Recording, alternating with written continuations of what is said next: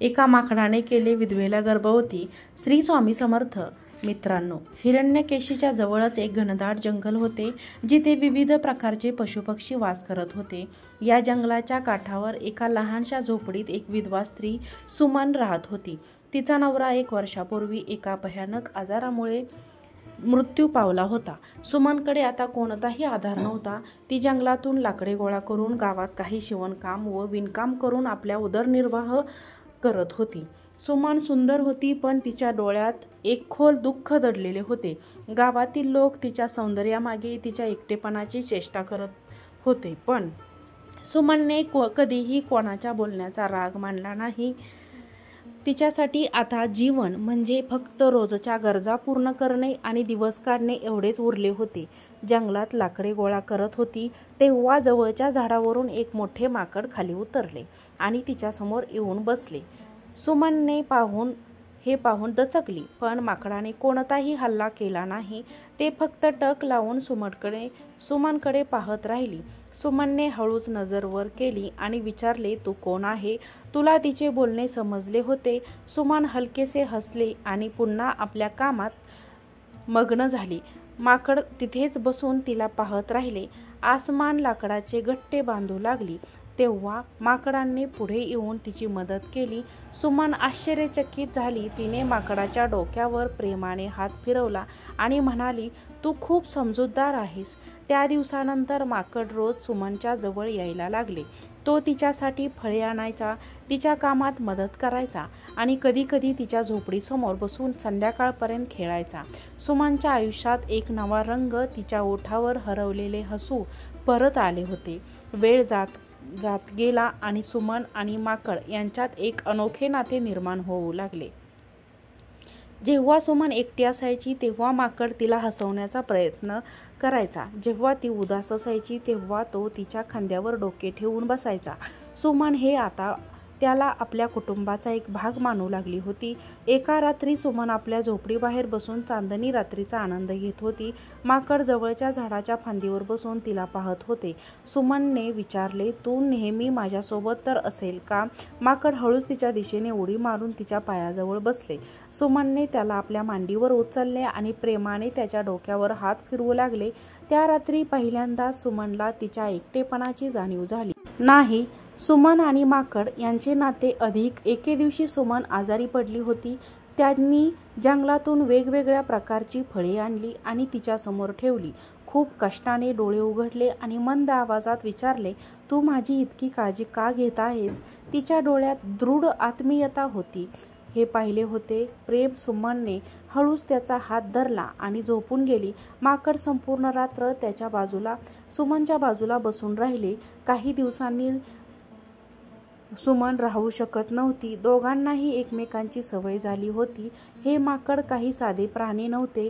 त्याच्या स्पर्शात काहीतरी वेगळे असे ऊर्जा होती, जसे एखादी जुनी आत्मीयता आयुष्याचा भाग बनवून परत आली असेल.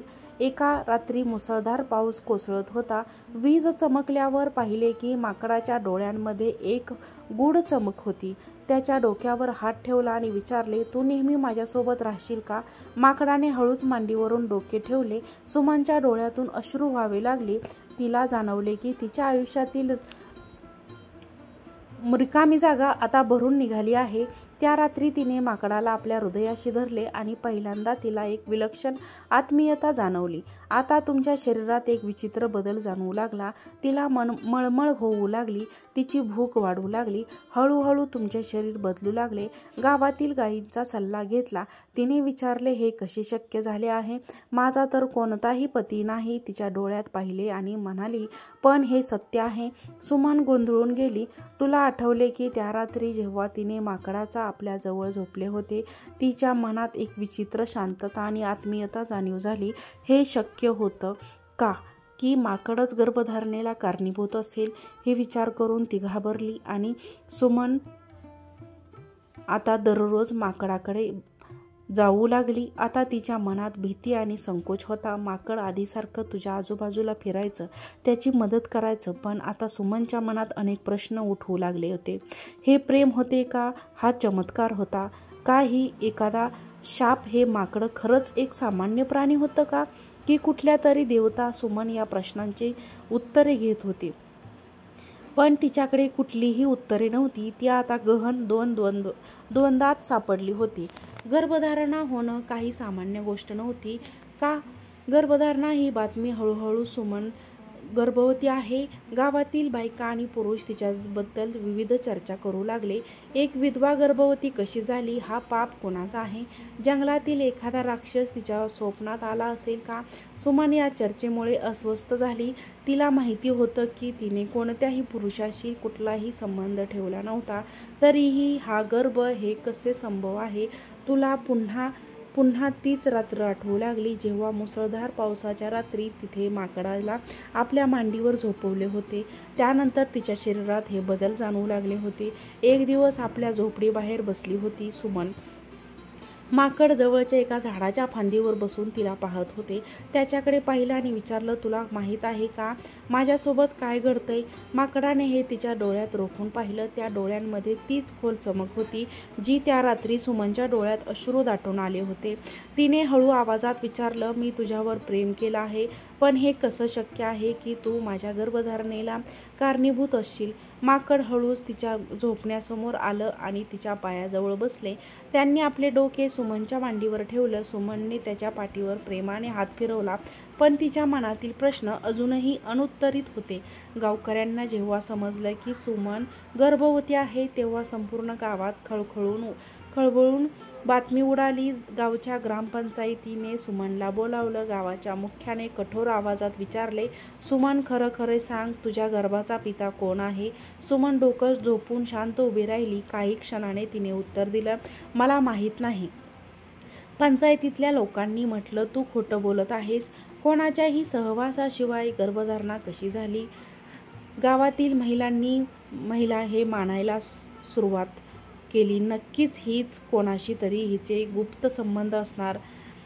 सुमनने धैर्याने उत्तर दिले, माझ्या आयुष्यात कोणताही पुरुष कधीच आला नाही, पण एक माकड आहे जे रोज माझ्यासोबत राहत होतं, माझी मदत करत होते, माझा आधार आहे.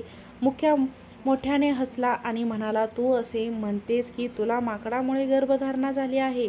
गावातील लोक मोठ्याने हसू लागले, पण सुमनच्या चेहऱ्यावर मात्र गांभीर्य होतं. ती म्हणाली, मी कधीही कोणासोबत कुठलाही संबंध ठेवला नाही. मला हे कसं झालं माहीत नाही, पण एवढं मात्र खरं आहे की ज्या दिवसापासून माकड माझ्या झोपडीत आलं त्या दिवसापासून माझं आयुष्य बदललं आहे. गावातील लोक ही गोष्ट ऐकून सुमनला अपशकुनी आणि कलंकित म्हणू लागले. गावातील महिलांनी तिच्याशी बोलणं बंद केलं. लहान मुले तिच्या झोपडीच्या आसपास येईनाशी झाली. सुमन आता पूर्णपणे एकटी झाली होती. सुमनच्या मनात आता भीतीने घर केलं होतं. ती दररोज रात्री जागत होती आणि आपल्या हात पोटावर ठेवून विचार करत राहायची. ती स्पष्ट जाणवू शकत होती की तिच्या गर्भात वाढणाऱ्या अपत्याची हालचाल वाढत आहे, पण तिच्या मनात अजूनही चिंता होती. एक दिवस माकड तिच्या जवळ आले आणि तिच्या गुडघ्यावर आपले डोकं ठेवलं. सुमनने त्याच्या डोळ्यात पाहिलं आणि विचारलं, तू काही लपवत आहेस का माझ्यापासून? माकडाने गहन नजरेने तिच्या डोळ्यात पाहिले. अचानक त्याच्या डोळ्यातून अश्रू उघडले. सुमन दचकली. तू रडतो आहेस का? माकडाने हळूच तिचा हात पकडला. सुमनला जाणवले की त्याच्या स्पर्शात एक खोल आत्मीयता आहे, पण त्याआधी ते माकड उठून जंगलाच्या दिशेने धावू लागले. सुमनने आवाज दिला, कुठे चाललास? थांब. पण माकडाने मागं वळून पाहिले नाही. सुमनने हतबल होऊन तिथेच बसून राहिली. दुसऱ्या दिवशी गावात एक सिद्ध संत आले. लोकांनी सुमनची परिस्थिती संतांना सांगितली. संतांनी सुमनला आपल्याजवळ बोलावले. त्यांनी तिच्याकडे पाहिले आणि म्हणाले, तुझ्या गर्भात जी जिवंत आत्मा आहे ती सामान्य बाळ नाही. हे कोणत्या विशेष आत्म्याचे फळ आहे? त्याच्याशी कोणता पशु जोडला आहे का? सुमन डोकं खाली झुकवत उत्तर दिले, एक माकड माझ्या जीवनात आलं होतं. ते माझी काळजी घेत होतं, पण आता ते निघून गेलं आहे. संतांनी खोल श्वास घेतला आणि म्हणाले, हे काही साधं माकड नव्हतं. ती एक दिव्य आत्मा होती. एका ऋषीच्या शापामुळे त्याला माकडाचे रूप प्राप्त झाले होते. पण ज्या क्षणी त्याने तुझ्यासोबत प्रेम अनुभवलं त्याचा शाप समाप्त झाला. सुमनने आश्चर्याने संतांकडे पाहिलं. म्हणजे हे बाळ दिव्य आहे? संतांनी उत्तर दिलं, होय, हे बाळ मानव आणि पशुच्या प्रेमाचे बाळ आहे. पण या बाळाच्या जन्मात सोबतच एक मोठे संकट येणार आहे. हे बाळ स्वतःच्या अस्तित्वाचे संघर्ष करेल. सुमनने घाबरवून विचारलं, कसला संघर्ष? संतांनी सांगितलं, हे बाळ विशेष शक्ती घेऊन येणार आहे. जन्माला येईल, पण या शक्तीला मिळवण्यासाठी अंधकाराच्या शक्ती सक्रिय होतील. तुला आपल्या बाळाचे रक्षण करावे लागेल. सुमनच्या डोळ्यात भीती आणि शंका होती. तिने विचारलं, पण ते माकड कुठे गेले? संत म्हणाले, ते आता आपल्या खऱ्या स्वरूपात परत गेले आहे. आता ते देवतत्व प्राप्त करून मुक्त झाले आहे. पण जेव्हा संकट येईल तेव्हा ते नक्की परत येईल. वेळ पुढे सरकला. सुमनच्या गर्भाचा आकार वाढू लागला. गावकरी अजूनही तिला संशयाच्या नजरेने पाहत होते, पण सुमनच्या मनात एक नवीन ताकद आली होती. तिला विश्वास होता की ती आपल्या बाळाचे रक्षण करेल. एक दिवस सुमन जंगलाकडे लाकडे गोळा करण्यासाठी गेली. तेव्हाच अचानक घनदाट झाडांमधून एक भयानक आवाज ऐकू आला. सुमनने पाहिले की समोर एक प्रचंड काळा नाग उभा होता. सुमनने घाबरून मागे हटण्याचा प्रयत्न केला, पण नाग तिच्या दिशेने सरकू लागला. असे म्हणणे भीतीने डोळे बंद केले. तेव्हाच अचानक वाऱ्यात एक हालचाल झाली. सुमनने डोळे उघडले आणि पाहिले की समोरच तिचे माकड उभे होते, पण यावेळी त्याच्या डोळ्यात प्रखर तेज होते, जे नागाकडे झोपावले आणि त्याला जोरात धक्का दिला. नागाने फुटकार काढला आणि अंधकारात गायब झाला. सुमनने थरथराट माकडाकडे पाहिले. माकड तिच्याकडे पाहत होते आणि त्याच्या डोळ्यामध्ये तीच आत्मीयता होती. पण याआधी सुमन काही बोलू शकली असती तर ते पुन्हा जंगलाच्या दिशेने धावत निघून गेले. सुमनला आता समजलं होतं की तिचा गर्भ कोणत्याही सामान्य बाळाचे प्रतीक नव्हते, तर ते एक दिव्य शक्ती होते जे तिच्या गर्भात वाढत होते. माकडाचे अचानक प्रकट होणे आणि नागापासून तिचे संरक्षण होणे हे स्पष्ट संकेत होते की काहीतरी मोठे घडणार आहे. पण सुमनच्या मनात अजूनही शंका होती. ते माकड खरंच दिव्य आत्मा होते का? जर ते एखाद्या ऋषीचे अवतार होते तर ते तिला सोडून का गेले? आणि तो नाग, तो नक्की कोण होता? या प्रश्नांची उत्तरे न मिळाल्यामुळे सुमनच्या मनात अस्वस्थता वाढत गेली. अकबरचा वेळ आता पूर्ण होऊ लागला होता. शरीर जड झालं होतं. तिला चालणं फिरणं कठीण होत होतं. गावातील स्त्रिया अजूनही तिच्यापासून अंतर ठेवून वागत होत्या. सुमनसाठी प्रत्येक दिवस जड जात होता. एके रात्री जोरदार वादळ उठले. आकाशात वीज कडाडत होती. सुमन आपल्या झोपडीत एकटीच बसली होती. अचानक तिला वाटले की झोपडीबाहेर कोणीतरी चालत आहे. सुमनने दरवाजा उघडला आणि पाहिले की काळ्या वस्त्रांमध्ये झाकलेला एक मनुष्य तिच्या झोपडीसमोर उभा होता. तू कोण आहेस? सुमनने भीतीने विचारले. तो मनुष्य हळूहळू तिच्या दिशेने पुढे आला. त्याच्या हातात एक लांब त्रिशूळ होते. त्याच्या चेहऱ्यावर एक विचित्र तेज होते, पण त्याच्या डोळ्यात कौर्य दिसत होते. तुझी गर्भधारणा केली आहेस? तो गर्भ नाही, तो शक्तीचे प्रतीक आहे. मी त्याला घेण्यासाठी आलो आहे. सुमनने मागे सरकत विचारले, तू कोण आहेस? त्या व्यक्तीने मोठ्याने हसत उत्तर दिले, मी राक्षस अंधकासूर आहे, ज्याने तुला गर्भवती केलं. तो माझ्या शत्रूचा अवतार आहे. त्या बाळाला जन्म घेण्यासाठीच त्याला नष्ट करावे लागेल. जर त्याने जन्म घेतला तर सृष्टीचा समतोल बिघडेल. सुमन ठरतो की तिने आपल्या गर्भावर हात ठेवला आणि म्हणाली, तू माझ्या बाळाला इजा करू शकत नाहीस. अंधकासुराने मोठ्याने हसत म्हटले, माझ्यापासून सुटणं अशक्य आहे. तो सुमनच्या दिशेने पुढे सरकला, पण त्याच क्षणी जंगलाच्या आतून एक प्रचंड गर्जना ऐकू आली. सुमनने पाहिले की अंधकारातच दोन तेजस्वी डोळे चमकत होते. जणू काळ्या ढगासारखे एक आकृती समोर आली. ते तिचे माकड होते. माकडाने एका झेपीतच उडी मारली आणि थेट अंधकासुराच्या समोर उभे राहिले. त्याच्या डोळ्यात अग्नी धगधगत होती. त्याच्या शरीरातून आकाशाच्या किरणांचा प्रचंड तेज उमटला होता. अंधकासुराने त्रिशूळ उचलला आणि माकडाच्या दिशेने झेपावला. माकडाने जोरदार गर्जना केली. अंधकासुरावर उडी मारली. दोघांमध्ये भीषण युद्ध झाले. सुमन भयभीत होऊन आपल्या झोपडीच्या दारात उभी राहून सर्व काही पाहत होती. माकडाने आपल्या माकडाने आपल्या शेपटीने अंधकासुराच्या त्रिशूळाला घट्ट पकडले आणि त्याला हवेत भिरकावले. अंधकारसुराने संतापाने माकडावर हल्ला केला, पण माकडाने अंधकारसुराच्या छातीवर जोरदार आघात केला. अंधकासूर जमिनीवर कोसळला आणि वेदनेने ओरडू लागला. तेव्हाच आकाशात वीज चमकली आणि एक दिव्य प्रकाश पसरला. अंधकासुराचे शरीर जळू लागले आणि काही क्षणात ते धुरात परावर्तित होऊन अदृश्य झाले. माकडाने सुमनकडे पाहिले. त्याच्या डोळ्यात एक गूढ शांतता होती. सुमनने भीतीने विचारले, तू कोण आहेस? माकड हळूच तिच्याजवळ आले आणि तिचा हात हातात घेतला. तेव्हाच माकडाच्या शरीरातून तेजस्वी प्रकाश बाहेर पडला आणि तो एका देखण्या तरुणात परावर्तित झाला. सुमनने आश्चर्यचकित झाली. तिच्यासमोर एक सुंदर दिव्य तरुण उभा होता. त्याच्या शरीरातून तेजस्विता झळकत होती. त्याच्या डोळ्यात करुणा आणि प्रेमाची खोली दिसत होती. मी साधं माकड नव्हतो सुमन, ऋषी अत्रीचा पुत्र आहे. माझ्यावर शाप होता की जोपर्यंत मी स्त्रीच्या प्रेमाची परीक्षा देणार नाही तोपर्यंत मला पशुरूपात राहावे लागेल. सुमनने आश्चर्याने विचारले, मग तू माझ्यावर प्रेम का केलेस? त्या तरुणाने उत्तर दिले, कारण तुझे प्रेम निस्वार्थ आणि निर्मळ होते. तो माझ्यावर कोणताही लोभ न ठेवता प्रेम केलेस, यामुळेच माझा शाप संपला. पण आता एक नवीन परीक्षा तुझ्यासमोर आहे. सुमनने दचकून विचारले, कसली परीक्षा? तरुण म्हणाला, तुझ्या कर्मात वाढणारे बाळ हे काही साधारण बाळ नाही. हे सृष्टीच्या संतुलनाचे प्रतीक आहे. पण अंधकारसुरासोबतच इतरही अंधशक्ती अजूनही सक्रिय आहेत. त्या बाळाच्या जन्माला अडथळा आणण्याचा प्रयत्न करतील. तुला या बाळाचे रक्षण करावे लागेल. म्हणजे तरुणाचा हात घट्ट पकडावा आणि विचारले, पण तू मला एकटी का सोडतो आहेस? तरुण म्हणाला, मी तुला एकटे म्हणून सोडले कारण मला पाहिजे होते की तू माझ्याशिवाय तुझ्या बाळाचे रक्षण करू कशी शकशील.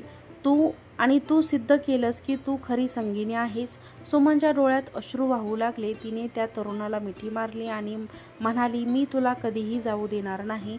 तरुण म्हणाला, आता मी तुला कधीही सोडून जाणार नाही. पण तुझ्या गर्भाच्या रक्षणासाठी मला पुन्हा माझ्या दिव्य स्वरूपात जावे लागेल. मी परत येईन जेव्हा तुझ्या आणि तुझ्या बाळाच्या जीवाला धोका निर्माण होईल. सुमनने घाबरवून विचारले, पण जर तू निघून गेलास तर मी एकटी कशी राहीन? तरुणाने तिचा चेहरा दोन्ही हाताने धरला आणि म्हणाला, तुझ्या मनात असलेली शक्ती तुझे रक्षण करेल. मी तुझ्यासोबत सदैव असेन. जरी तू मला पाहू शकत नसशील तरी. त्याने हळूच सुमनला हात जोडला आणि पुन्हा एक तेजस्वी प्रकाशात परावर्तित होऊन माकडाच्या रूपात परत आला. माकडाने सुमनकडे शेवटचा प्रेमळ कटाक्ष टाकला आणि जंगलाच्या दिशेने निघून गेला. सुमनने तिथेच बसून राहिली. तिच्या मनात भीती आणि प्रेम दोन्हीही मिश्रित भावनांचे वादळ उठले. तिला समजले की तिच्या गर्भात वाढणारे मूल हे आता तिच्या नशिबाचे भाग्य नव्हते, तर ते संपूर्ण सृष्टीच्या भविष्याचा संरक्षण होते. सुमनच्या मनात कोणतीही भीती नव्हती. तिला खात्री होती की तिच्या बाळाचा जन्म एका दिव्य हेतूसाठी होत आहे. एका रात्री सुमनला एक स्वप्न पडले. तिने पाहिले की एका गडद गुहेत एक प्रचंड काळा नाग तिच्या बाळाला मिळवण्यासाठी प्रयत्न करत आहे. तेव्हाच अचानक एक तेजस्वी प्रकाश चमकला आणि एक सोनसळी माकड त्या नागावरचे झोपावले. नागाने जोरदार फुत्कार काढला आणि अंधकारात अदृश्य झाला. सुमनने त्या माकडाकडे पाहिले आणि ते एक संदेश सुंदर तरुणात बदलले. त्या तरुणाने सुमनकडे पाहिले आणि म्हणाला, वेळ आला आहे. तुला तुझ्या भाग्याचा सामना करावा लागेल. सुमन दचकून जागी झाली. तिथे हृदय वेगाने धडधडू लागले. तिने आपले हात आपल्या पोटावर ठेवले आणि गर्भातील बाळाची हालचाल वेगाने होत आहे. तिने विचार केला, आता योग्य वेळ जवळ आली आहे. सकाळ होताच गावात एक विचित्र गडबड माजली. आकाश गडद काळ्या ढगांनी भरून गेले. झाडे वेगाने हलू लागली. पक्षी भीतीने इकडे तिकडे उडू लागले. सुमन झोपडी बाहेर आली आणि पाहिले की गावाच्या बाहेर एक काळसर आकृती उभी आहे. तो अंधकार सुरू होता. त्याच्या लाल डोळ्यात क्रोधाच्या जागा भेटत होत्या. त्यांनी गरजात म्हटले, मी परत आलो आहे. तुझ्या गर्भातील बाळाला मी जन्म येऊ देणार नाही. सुमनने उत्तर दिले, तू माझ्या बाळाला हात लावूनही शकत नाहीस. अंधकासुराने मोठ्याने टहाका मारला आणि म्हणाला, तू एकटी काय करशील? मी स्वतः अंधकाराचा स्वामी आहे. तुझा अंत निश्चित आहे. सुमनने आपल्या गर्भावर हात ठेवला आणि ठामपणे म्हणाली, माझ्या गर्भाचे रक्षण ईश्वर करत आहे. तू कितीही प्रयत्न केलेस तरी माझ्या बाळाला तू काहीही करू शकत नाहीस. अंधकारसुराने त्रिशूळ उचलला आणि सुमनच्या दिशेने जोरात शिरकावले. सुमनने डोळे बंद केले तेव्हाच अचानक हवेत एक प्रचंड गर्जना झाली. सुमनने पाहिले की समोरच ते माकड उभे होते. त्याच्या डोळ्यातून अग्नीच्या ज्वाला निघत होत्या. माकडाने झेप घेतली आणि त्रिशूळ हवेत पकडले व तो अंधकासुराच्या दिशेने फेकले. त्रिशूळ अंधकासुराच्या छातीवर जाऊन बसले. अंधकासुराच्या वेदनाने जोरात किंचाळला, पण त्याने आपली शक्ती वापरून त्रिशूळ बाहेर काढले आणि माकडावर हल्ला केला. माकडाने एक प्रचंड गर्जना केली आणि आकाशाकडे पाहिले. तेव्हाच आकाशातून एक दिव्य प्रकाश निघाला. माकडाच्या शरीरात समाविष्ट झाला. माकडाचे शरीर सोनेरी प्रकाशाने उजळून निघाले. त्याच्या डोक्यावर एक दिव्य मुकुट प्रकट झाले. त्याच्या भोवती एक तेजस्वी प्रकाश मंडळ निर्माण झाले. माकडाने सांगितले, अंधकासूर, तुझा अंत आता निश्चित आहे. आता तू या सृष्टीचा भाग राहणार नाहीस. अंधकासुराने संतापाने उत्तर दिले, तू मला हरवू शकत नाहीस. माकडाने जोरात झेप घेतली आणि अंधकासुराच्या डोक्यावर प्रहार केला. अंधकासुराने प्रचंड किंचाळी फोडली आणि त्याचे शरीर जळू लागले. त्याने माकडाला पकडण्याचा पूर्ण प्रयत्न केला, पण माकडाने त्याच्या प्रकाशात उचलून फेकले. तेव्हाच आकाशातून एक दिव्य वज्र खाली पडले आणि ते अंधकासुराच्या शरीरावर आढळले. अंधकासुराच्या शरीरावर काळा धूर निघू लागला आणि काही क्षणातच तो राखेत परावर्तित झाला. सुमनने पाहिले की माकड आता सावकाश तिच्या दिशेने येत होते. त्याच्या डोळ्यात प्रेम आणि शांती होती. माकडाने तिचा हात स्पर्श केला आणि म्हणाले, आता तुला तुझ्या भाग्याचा सामना करावा लागेल. अचानक सुमनला तीव्र वेदना जाणवली. ती जमिनीवर बसली. माकडाने तिच्या डोक्यावर हात ठेवला. सुमनला जाणवले जणू एक दिव्य शक्ती तिच्या शरीरात प्रवेश करत आहे. हळूहळू तिच्या वेदनांचा मधोमध एक सौम्य प्रकाश प्रकट झाला.